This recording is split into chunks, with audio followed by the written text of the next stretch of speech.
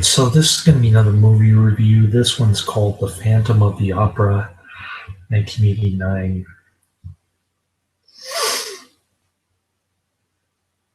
This is going to be a 21st century film release.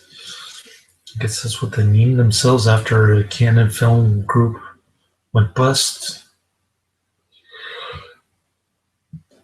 In case, it stars Robert Englund as the Phantom, more better known as Freddy Krueger. He was in, more recently, he was in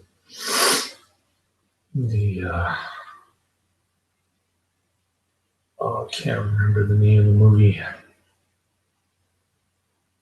but he's still popping up in horror flicks along with Tony Todd. What's that movie with, that was filmed in New Orleans? I can't remember it. Forgot it already. Anyways,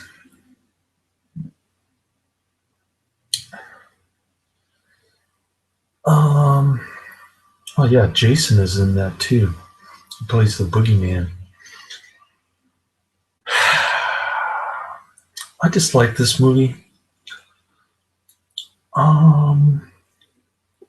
It's about a opera singer girl who gets hit with one of the bags. One of the sandbags at the on the stage while she's singing or doing her rehearsal thing.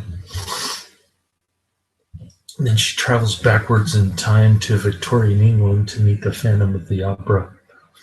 The Phantom dude's kind of like Dr. Phibes. He melts other people's skin into his face, which is kind of bizarre. And just lives in the sewer. He's trying to get the girl of his dreams, which also happens to be the opera singer. Her name is Christine. Magically, she remembers all her Victorian friends and surroundings. She even has flashbacks when she's singing right before she gets hit over the head with the bag of the Victorian Opera House there in jolly old England.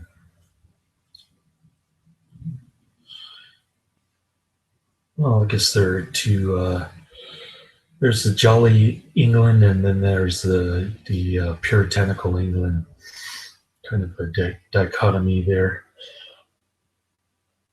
But I guess the Phantom made a deal, a pact with the devil.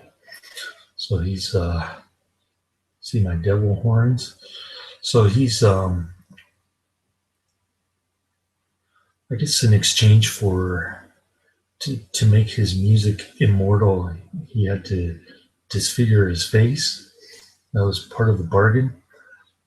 Give and take a little. So he's obsessed with this Christine gal,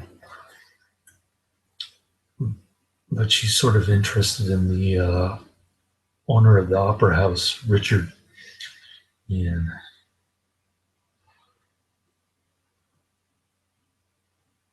so they squabble, and takes her down to his underground tomb there with the organ. He starts playing his music.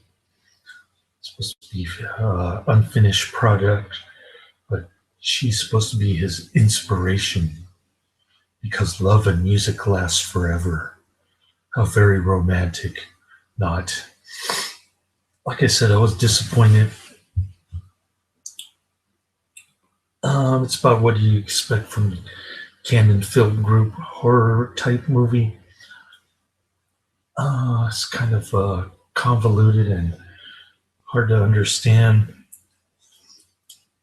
and the acting isn't that great.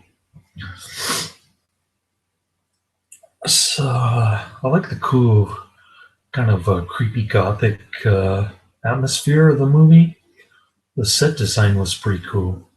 especially when they go into his crypt. But other than that, I really couldn't find anything worthwhile from this movie.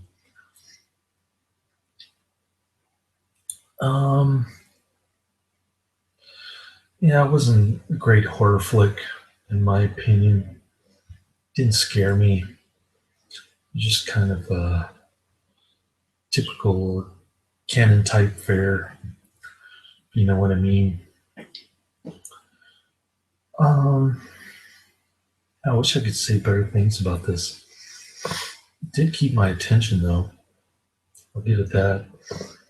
I didn't get bored watching it, and I didn't want to stop it just because I wanted to see through the ending, which was kind of lame. I mean, she wakes up after getting hit in the head with a bag, and guess who she meets again? Yes, Mr. Immortality himself, the Phantom. Only this time he's got better looking skin grafted onto his face. I guess it's smoother and there are no scars showing through. So that's about it. Um, the last part didn't make any sense to me. I guess she's tempted by music, but it's one of her guilty virtues, I guess.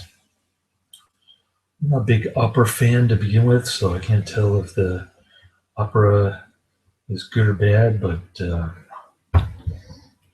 yeah, I'll leave that up to the opera aficionados out there. If there are any who watch this thing, probably going to be disappointed because it's more like a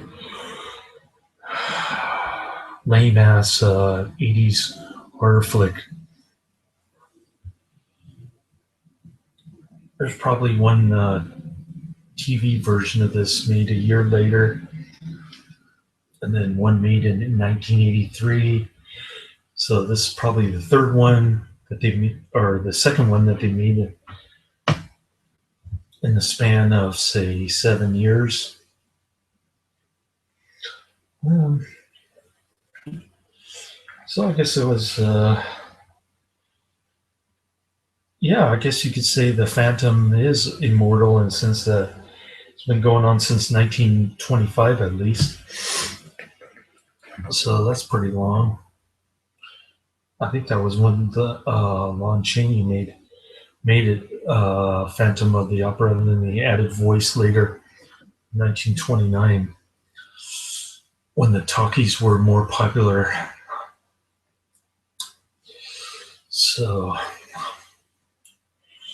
anyways, I don't think I've ever seen the original Phantom of the Opera movie, but Lon Chaney is great in Hunchback of Notre Dame, for instance. The Man with a Thousand Faces. The guy's a genius, and his son was great too. Devil's Messenger, Big House, U.S.A.